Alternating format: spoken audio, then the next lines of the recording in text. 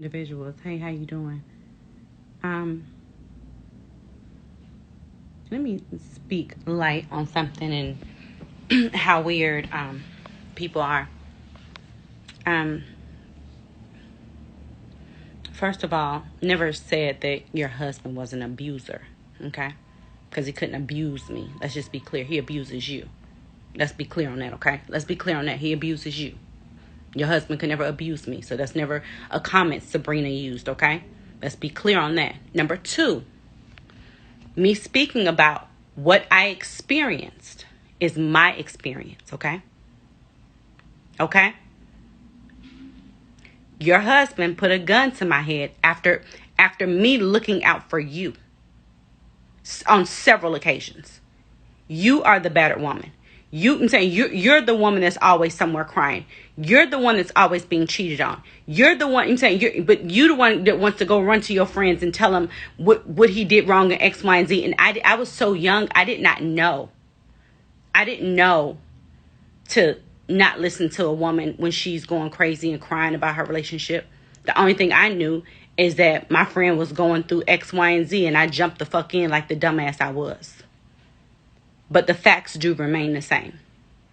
And if so I've let this go because it's so freaking old. This is so old, but this is a part of my trauma. This is a part of my truth. This is so old that he went on to make songs about it and so forth and so on. That same silver gun that was on the table when he was arrested, that one silver revolver with the long nose on it was the gun that he put to my head, screaming, "Bitch, I'll kill you, bitch, I'll kill you." So my PSA today is about me speaking about my past trauma, what I went through. That's my truth. That is my truth. Your daughter was there to witness it. His sister Precious, rest in peace, was there to witness it. And many other children. I was actually, while you were in the hospital, after you lost the child, I left the hospital and took my money to go throw your child a birthday party. And this is where it happened at. So don't paint me to be something that I'm not. Don't ever even say that's the problem. He was on probation. I never once called the police on him. I never once started a case. And as far as my child knowing him, your children call me, your daughter calls me auntie. So as far as my child taking a picture with him and me saying that's his uncle and X, Y, and Z, that was 2 years ago. That was 2 years ago. My child has never been in a private setting with him at all. Let's be clear on that. But the horrible part about it all is victim shaming. It's one thing to go through what you go through in life, but it's so painful when people will come back and try to make it sound like you did not go through what you went through. No woman in a right mind. The statute of limitations is up. He can't go to jail for what he did to me. But at the end of the day, my truth is my truth. What I lived is what I lived. And no one can discount that. No one can discount the amount of time it took me to get over that trauma. If you ever had a cold pistol put to the side of your head with pressure to it, you would know. I don't care if it's 10, 20, 30 years later. That's something you will never forget.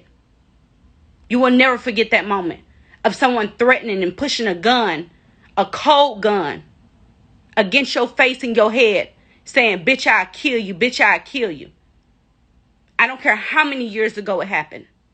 It happened. That's what happened to me.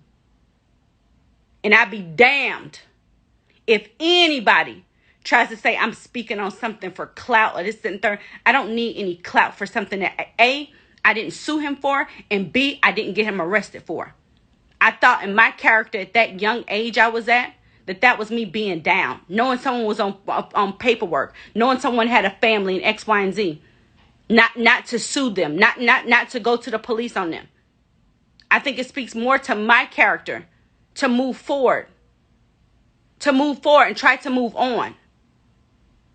But for me to speak on my truth and to actually say what happened to me, I'm not doing anyone a disservice at that. I'm speaking on my truth. The same way my truth is that I went to prison. The same way my truth is that I used to dance. The same way my truth is that I'm a single mother. That is my truth. I pray that today, every single woman that has a fabric or a fiber of her truth that may not sit well with how people want to idolize people, I pray that you stand up in your truth. But the part that's disheartening and more hurtful than anything else is that the woman that I stood for, the woman that the quote unquote friend whose back I had, is now turning around and saying the things you're saying. You're disgusting. You're a disgusting individual. You are disgusting. Don't ever let loyalty kill your moral compass. Don't ever let money kill the person you are within. Don't ever let that happen. You know what happened. I know what happened. And I don't understand how you got these big old balls of steel, because you know me. You know me. More than you know me, you know me. And I'm the smallest bit of your worries. Your worries need to be, because my voice has spoke up, many women will follow. That's what you need to be worried about today. Don't worry about me. I'm outside the statute of limitations. I don't need nothing from you. But my truth is my truth. My truth, what happened to me, my pain, my trauma, what I experienced, what I'm experiencing right now, these are all my truth. And regardless of how you want to look at it, how you want to spin it, how you want to say it, who you want to protect, who you want to cover up, this is the problem. This is a problem. A real problem. You know what happened. I know what happened. He knows what happened. So don't sit around. What you won't do on top of everything else is you won't lie on me. We're going to go truth for truth. Truth is, Clifford Harris put a gun in my head. Truth is, I didn't have a weapon. Truth is, I didn't call the police on him. Truth is, I didn't sue him, and I could have. Truth is, I never spoke about this on the many times I could have spoke about it. That's the truth. That's the truth. And regardless of what anyone says, take a moment and put a cold gun to your fucking temple and recite to yourself, bitch, I'ma kill you, bitch, I'ma kill you. And you see if you ever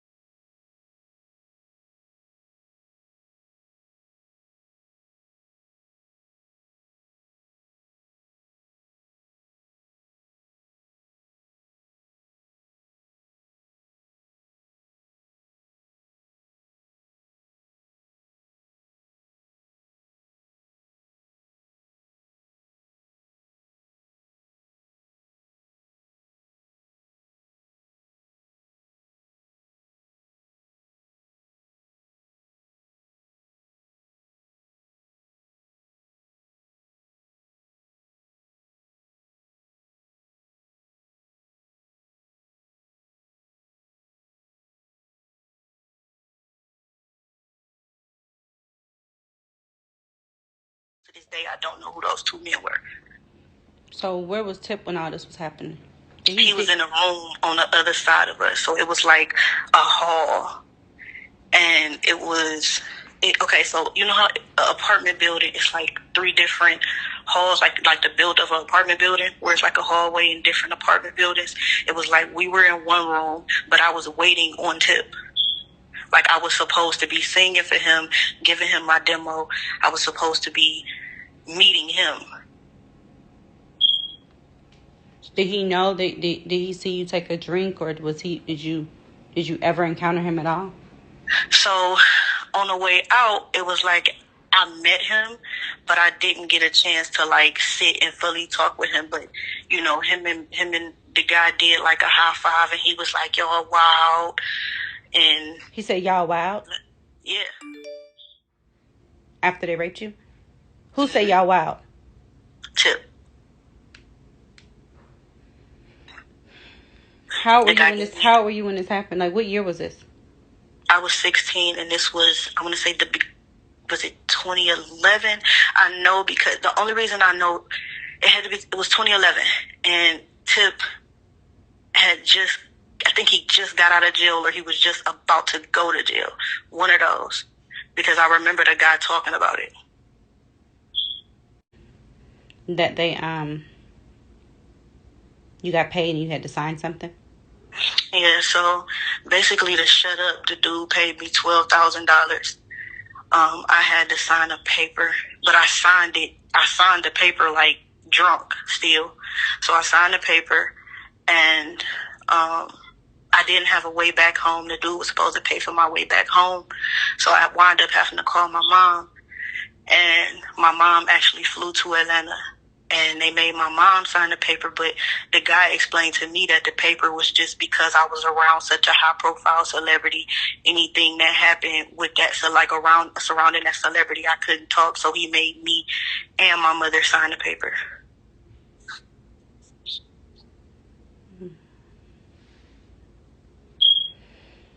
Anything else you want to say? Like, anything else you want to say? Like, no, I just try to let this go. Like, this I'm 26 now, so I tried to let this go. But these people is really like animals. Like, they not who they say they are at all, and it's just a shame. And just Sabrina, with you alone, like I'm seeing all of this stuff happen, and these people don't believe you, and it's like they don't know who these people are behind closed doors. Like, these people ain't who they supposed to be. Did you ever bring to his attention that this happened to you that day? No, I never. No, but I did talk to the guy, Brandon, afterwards, and he told me that it's a good image or a good look for me to say I had somebody like him. And basically, if I spoke out, like, it'll ruin my business. Like, it'll ruin me.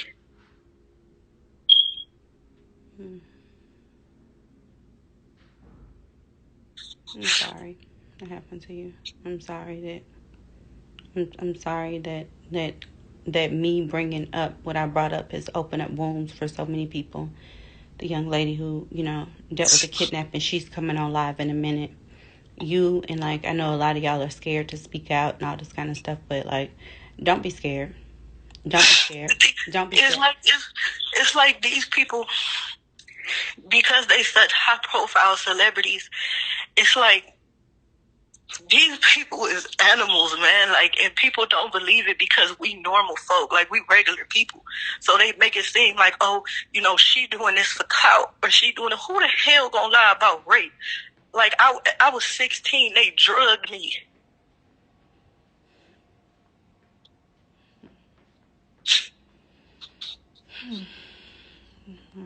I'm sincerely sorry, like, this happened to you, like, and I'm not gonna shut up. You know what I mean? Like, I'm not going to be quiet, because if I would have spoke when I should have spoke, if I would have called the police on that day, you understand that? If I would have did what I was supposed to do then your situation of losing your virginity to rape. You're not gonna think to call the police because, for one, the police, like how these people are, and I know a lot of people gonna be, oh, why didn't they call the police? Her mom was there, or why didn't they do this? It's not that simple when you're dealing with these kind of people. It's not that simple. These people are like master manipulators. They will make it seem like they'll ruin your whole entire life, and these are millionaires. I'm broke. I'm the girl from the project that was just trying to make, you know what I'm saying? I'm trying to make some of herself. I'm not no damn millionaire. So if a millionaire tell me I'm going to ruin you and your family, and I'm the breadwinner for my family, my mama got stage 4 cancer. So at 16, I've been taking care of myself and my family since I was 16 years old.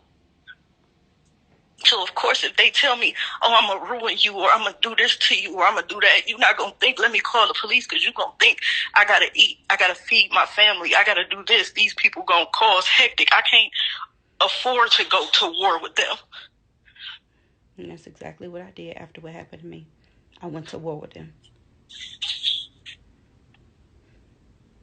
That's exactly what I did. It took me years to get to this space, to even just be able to say, you know something, this happened to me, and you know, and it was by no stretch of imagination rape, but nonetheless, I'm saying a violation of me, a violation of my life, and so from that day forward, I've never taken another drink in my life. Like, that day changed me, even still as an adult. Like, I've never taken it. I don't. The other woman that's a kidnapping victim, her husband got kidnapped. She's still moving. 13 years later, she's still packing up and moving from place to place, living in fear. Yeah, these people were scared of shit. People don't understand. These people will scare the hell out of you. Like, the way they threaten you, they bring out all this paperwork. Just picture being a young girl that's just trying to make something of herself, and these people do something so wrong to you, just violate your whole existence as a human being. And then they throw these papers at you. Don't do this, I'm gonna ruin you. Don't say this, I'm gonna do this to you. Or, it's a good look for you to do this with me, and I'm just this big guy, or I'm this person, I'm gonna end you, I'm gonna destroy you as a whole, as a person, and you the main, provider of your family. Like, you're not gonna jeopardize that. You gonna swallow it.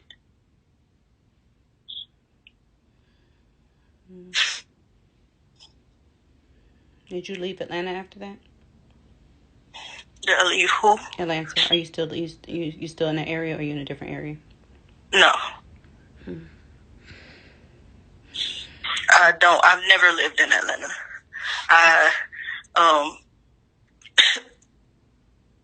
I got flown to Atlanta and was supposed to get flown back.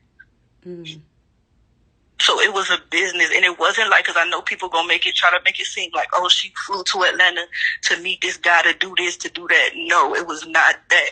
I was specifically supposed to meet Tip. I was a singer. I was supposed to meet Tip, give him my demo. I just was trying to do what I thought was my calling, like sing. I just wanted to be an artist.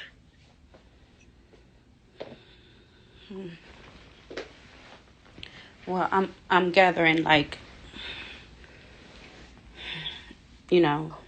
facts and information from a lot of different places that a lot of people are reaching out to me, and I'm not gonna stop speaking. Please don't. We need you. When I tell you, when I was in your live earlier, and I was shaking because I knew it. I knew you were telling the truth. I couldn't have been the only person. And it didn't specifically happen with Tip. It wasn't like Tip didn't do anything to me, but his circle did, and he knew about it, and he didn't help me as this activist, as this strong black activist, and you just love black people. How could you know that this man is doing this to a 6? I was a minor. How could you know that was happening to me and not help me?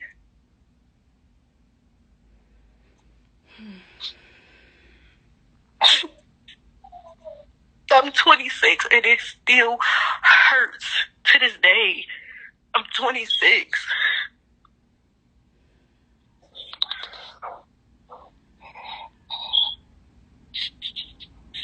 And you're sure he knew? I'm sure he knew.